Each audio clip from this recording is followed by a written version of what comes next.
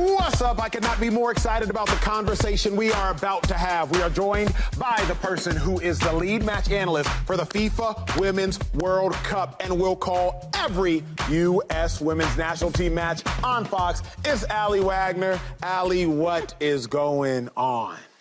How are you? I mean, I'm loving that intro. Can I get those beats in my ears as I head off to the World Cup, please? I love it. I love it. I love it. I love it. Okay, let's start here. This team could make history. It could be the first World Cup team, men's or women's, to win 3 consecutive World Cups. Yeah. 15, 19, this women's team won. Where does the 23 team stack up versus the 2 prior teams?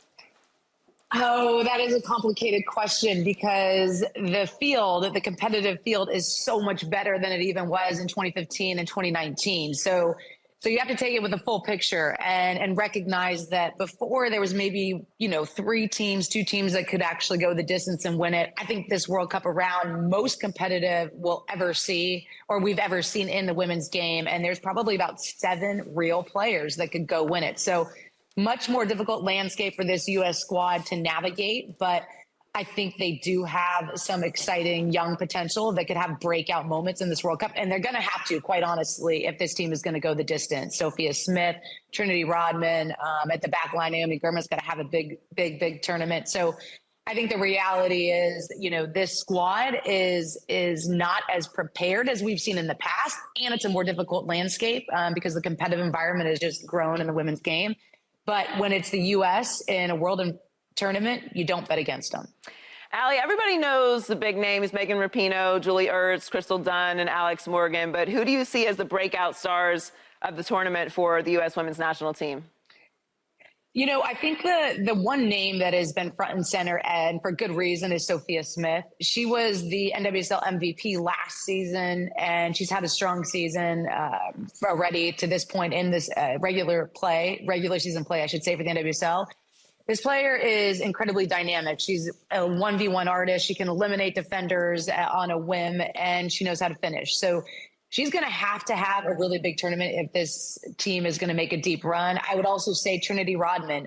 You know the name well, daughter of Dennis Rodman, but she is actually likely going to fill in for the injured Mallory Swanson, formerly known as Mallory Pugh. And so she's going to be in a starting position, which I don't think we anticipated coming into the World Cup, except for that injury to Mallory. So that's a big loss for the U.S., but a big opportunity for Trinity. You saw it in that entrance video. Trinity Rodman had a brace, youngest player to do so in that send-off game against Wales here in the Bay Area. And she's primed for a massive breakout because she's just young and fearless enough to not understand what she's about to head into on the world stage. Biggest World Cup to date.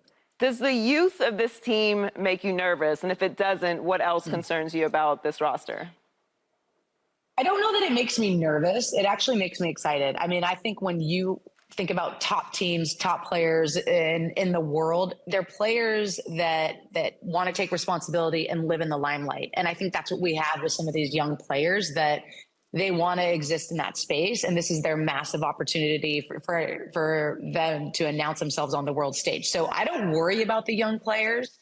What I do worry about, though, is that the coming together, the cohesiveness of the unit, of the squad, because you do have that experience, as you said, Joy, of Alex Morgan, Megan Rapinoe. But those are players that are in their 4th World Cup, and they're players that maybe aren't as hungry. So what does that experience look like? How are they imparting their wisdom to this younger generation? How are they actually coming together and communicating in a way that is putting the team above the self? Because I think these younger generations, it's just a different landscape for them to navigate. And they're all about building their personal brand. And what's been done so well in the history of the U.S. program is that we've been a better team than anyone else. So that's going to be one of the biggest challenges, I think, for the squad as they head off to that group stage in New Zealand. And hopefully, some of the knockout games come Australia. What is the biggest challenge individually? You played on 2 World Cup teams yourself. The World Cup more unique than any other sport in the fact of, in the NFL, you might have to leave home for a week, maybe 2, if you're going East Coast to West Coast and you're playing back-to-back West Coast teams. The NBA, you might go on a 7 to 10-day road trip. But the World Cup, you're talking about a month plus, being in a completely foreign territory, foreign food, foreign beds, away from your family. Really take the viewer into the mind of, how difficult is that, and what is the most difficult piece? Oh, you're asking a really good question. I think one of the biggest challenges for those players is the boredom and the monotonous repetition of what they're about to embark upon. You said it. I mean, if they go the distance, they're gone away from home, probably, I think it's about 38 days or so. And you're with the same people. And as much as they now have chefs, we didn't have chefs, to be clear. So their experience is different from mine. As much as the chefs will try to change up the food, it's going to be the same food. I just did an interview actually with a couple of the players the other day, and they told me they have breakfast sweatshirts. And I said, what do you mean you have a breakfast sweatshirt? And I said, yeah, we have breakfast sweatshirts because what the sweatshirt you wear to breakfast ultimately smells like breakfast, and it's so disturbing. So we take off our breakfast sweatshirt and we put it in the corner of our room, and then we go about the rest of our day. And then the next morning we put that same breakfast sweatshirt on. Like these are really, really small details that these players have to deal with, if you will. And that's like first world problems, let's be real.